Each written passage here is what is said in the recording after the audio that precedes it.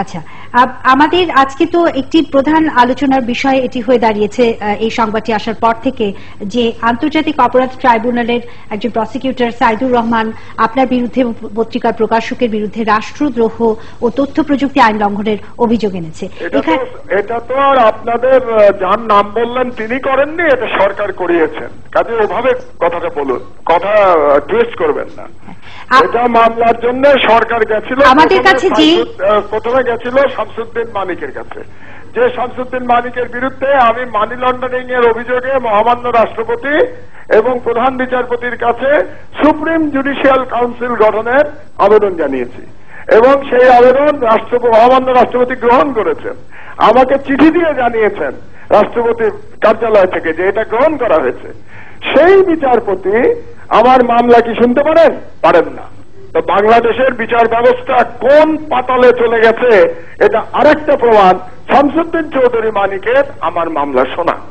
এটা বোধহয় কোন আফ্রিকার জঙ্গলের কোন দেশে এই জিনিস হতে পারত না বিচারের নামে বাংলাদেশে। যেটা আমি সাইদুর রহমানের নাম বললাম কারণ সেই তথ্যই আমাদের হাতে আছে, সরকার করিয়েছে কিনা এটা আপনিই বলবেন, এটা আপনারই বলার কথা এবং আপনি বলেছেন। আপনি টেলিভিশন চালান, আপনি সকল তথ্য জানেন না? আপনি তো সকল তথ্য জানেন, তা আপনি সাইদুর রহমানের নাম বলছেন কেন? সাইদুর রহমান এবং এই রুল দেওয়া হয়েছে সন্ধ্যা 6টার সময়, আর 7টার সময় সিএমএম কোর্টে গিয়ে মামলা দায়ের করা হয়েছে। কোন রাজ্যে বাস করছি? কোথায় নিয়ে যাচ্ছেন আপনারা দেশটাকে? বিচারের নামে কি করছেন আপনারা? আপনি তো এখনো মুক্ত আছেন এবং আমাদের সঙ্গে কথা বলতে পারছেন। আমি এখনো বসে আছি পুলিশের জন্য। হোয়াট ডু মিন বাই মুক্ত থাকা?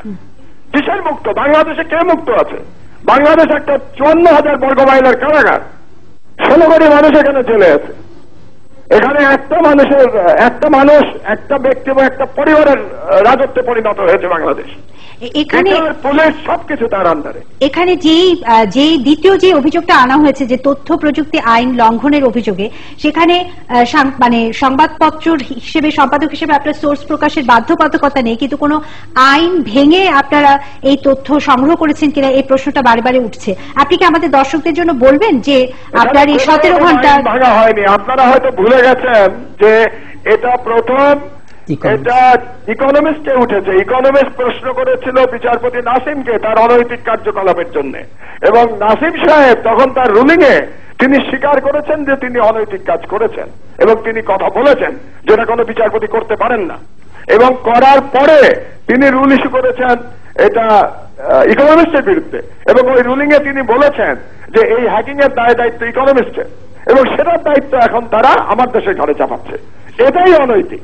ইকোনমিস্ট তো পুরোটা ইকোনমিস্ট তো ছাপায়নি, আপনি আমাদের দেশে ছাপিয়েছেন। আপনি কি ইকোনমিস্টের কাছ থেকে সংগ্রহ করেছেন? অনলাইন পড়েছেন? গতকাল রাতের অনলাইন দেখেছেন?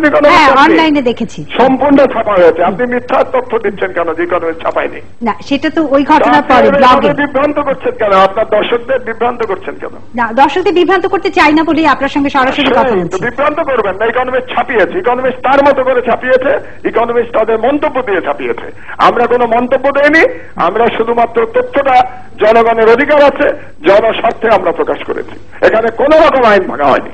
সরকার যেটা করছে গায়ের জোরে করছে, বাকশালী ফাঁসিবাদী কায়দায় করছে।